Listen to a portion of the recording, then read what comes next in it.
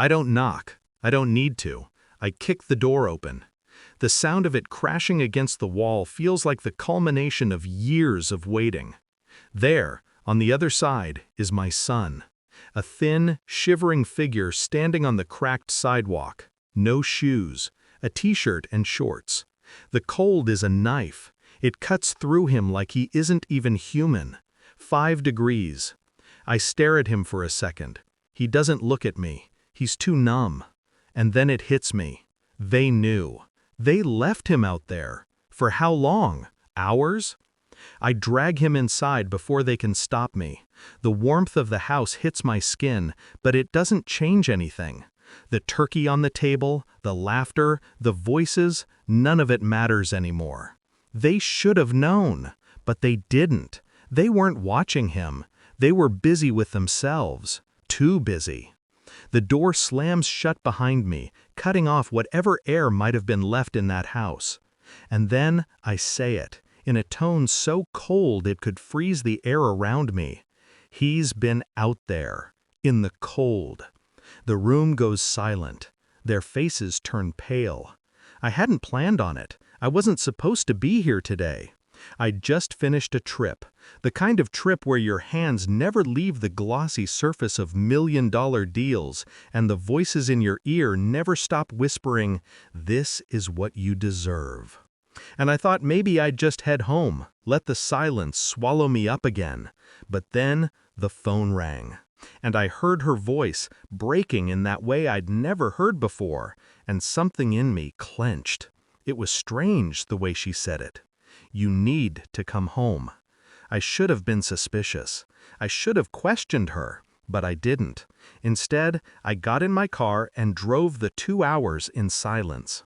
I drove with nothing but the unease growing in my chest. Something felt wrong. Something had been off for months, but I couldn't name it.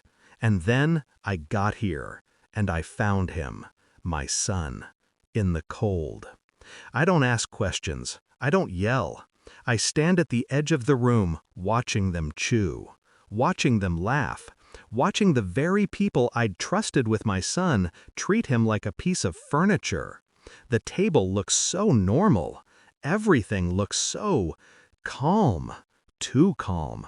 And then, without a word, I take my phone out of my pocket. I've already seen the texts, her mother's messages to her, the group chat they all share, so casual in their cruelty. I read them over and over.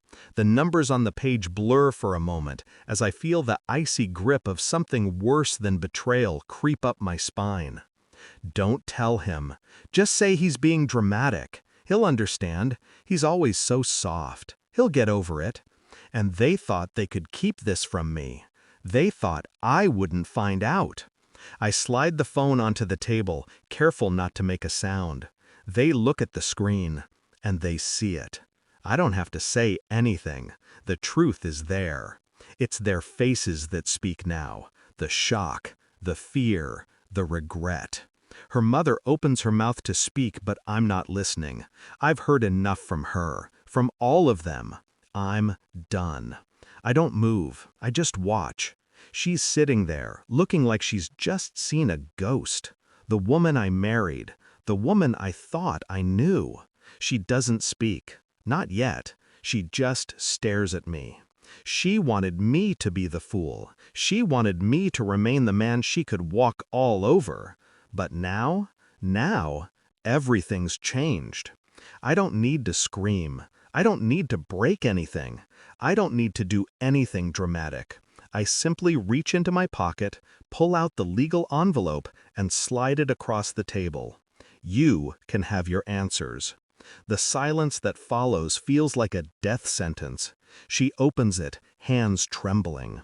I know what's inside. The test results. The truth she thought she'd buried deep enough that I would never find it. I've seen it all. The paternity test, the emails, the photos, the hotel receipts, the messages where she said, "We need to keep him in the dark for just a little longer." And now, the silence between us grows heavier than the weight of the world. She tries to speak, but her words come out wrong. They're empty, like hollow shells that can't form anything real anymore. I rise from the table. I don't look back. No one follows me. I'm done with them. I know what they've done. I know who they are, and I've already won. I stand outside, feeling the cold air sting my skin. I'm no longer angry. I don't feel anything anymore. Just empty. I wasn't foolish. I wasn't weak. I was patient. It wasn't rage that got me here. It wasn't fury. It was control. And now that I have it, I realize I never needed them. The truth has a way of breaking everything down, doesn't it? But it's fine. I'm fine. The door slams shut behind me.